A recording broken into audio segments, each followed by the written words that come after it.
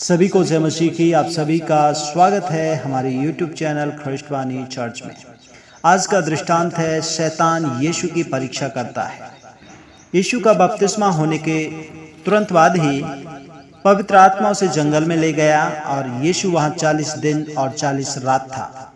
उस समय उसने उपवास किया और शैतान ने यीशु के पास आकर पाप करवाने के लिए उसकी परीक्षा ली। पहले शैतान ने प्रभु यीशु मसीह से कहा, यदि तू परमेश्वर का पुत्र है तो इन पत्थरों को रोटी बना दे, ताकि तू भूखा है और उन्हें खाकर तृप्त हो सके।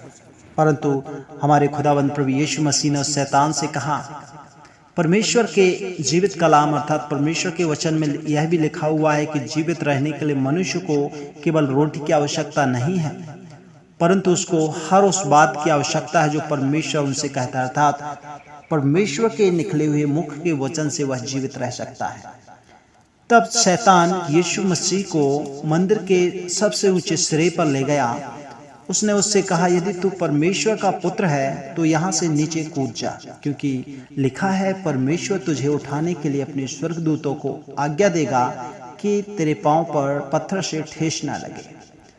परंतु बाइबल दर्शाती है मेरे प्रिय भाइयों बहनों कि यीशु ने वहां यह नहीं किया जो शैतान ने उससे करने के लिए कहा था। इसकी बजाय प्रभु यीशु मसीह ने उससे कहा, परमेश्वर हर एक से कहता है तो प्रभु अपने परमेश्वर की परीक्षा ना करना।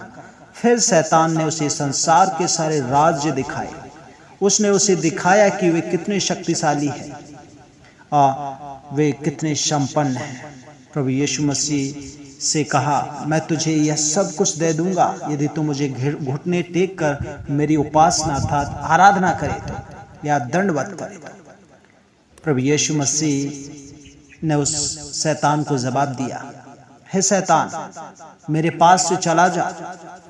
परमेश्वर के वचन में वह लोगों को आदेश देता है, केवल अपने परमेश्वर प्रभु की आराधना कर, परमेश्वर के रूप में केवल उसी का आदर कर।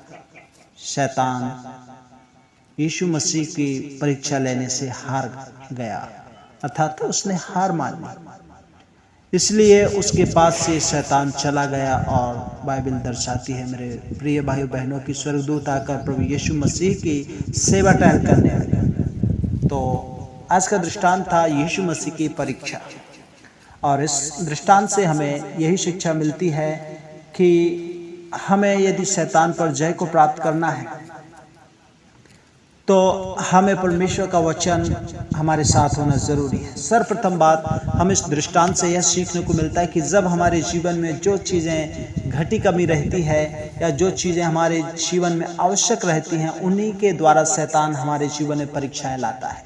यीशु को भूख लगी थी और यीशु को जब भूख लगी तब शैतान उसे रोटी के लिए परीक्षा लेता है।